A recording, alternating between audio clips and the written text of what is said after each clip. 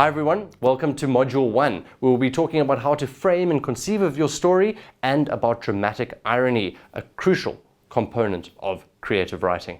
So, you've spent this last week reading and checking in with your reading passions, but now, as we start trying to write our own stories, the roles are reversed, and it doesn't benefit you to be naive.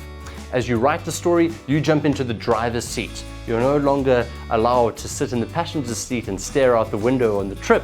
Dramatic irony will help you stay in control of the structure of your story, and it will help bring tension and interest for readers.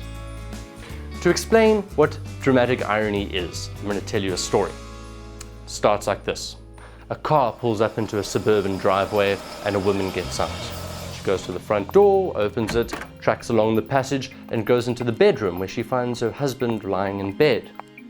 What happens from there is a really awkward, weird, forced argument where he starts berating her about not having eggs in the cupboard, something like that. He forces her out of the room and we hear her leave down the passage again. The front door closes, car starts up, she leaves to go get the eggs or whatever he forced her to go and do. After this happens, after the wife has left, the cupboard door swings open and a mistress emerges. This has been a story of adultery all along, and we get the shock ending like that at the end. So why do we get a shock?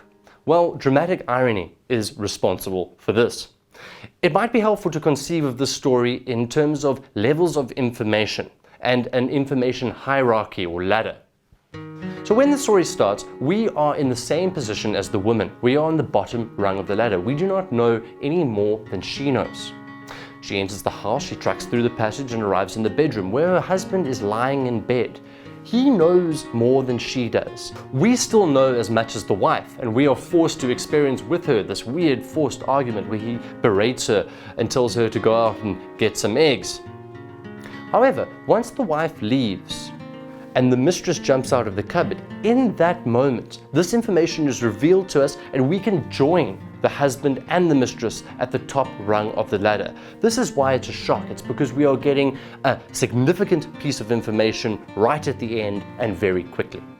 However, to show you the power of dramatic irony, there is another way to tell this story with a far different effect. Let's imagine we start this scene in the bedroom with the husband and the mistress.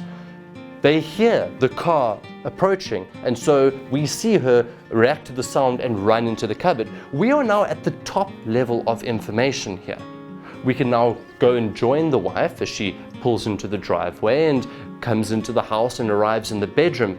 But notice how they're still going to have this weird argument about her needing to go out and get eggs. The difference is that we know more than she does now, and so the situation becomes full of tension, it becomes fraught. We are suddenly suspenseful. We do not know whether the mistress is going to be discovered or how it's going to play out. The only difference, the chief principal difference between scenario 1 and scenario 2 is when we know about the mistress. In the first instance, remember, we were kept in the dark until the very end of the video. We traveled up the ladder, where in the second instance, we begin at the top level of information. We have more information than the wife. And there's an even higher level of dramatic irony for this situation. Imagine us on the very, very top rung of the ladder, knowing more than anyone else in the situation. This might be the husband and the mistress are together in the bedroom, and we cut away to the wife feeling sick at work, needing to go home early, getting in her car and driving through the streets. Cut back to the husband and the mistress, they are none the wiser. Cut back to the wife who's approaching slower and slower. Can you see here, we have all the information. The tension is all ours at this point. So as you go from being the reader to the writer of stories, to jump into the driving seat and construct these things on your own, remember that dramatic irony will help you keep tension and interest in your narrative. Okay, so to recap, your love of reading and your reading passions will be intimately linked to the kind of story you write. Dramatic irony, which is the difference in levels of information between characters in the story and the reader at any given time, will be how your story is told with excitement and interest.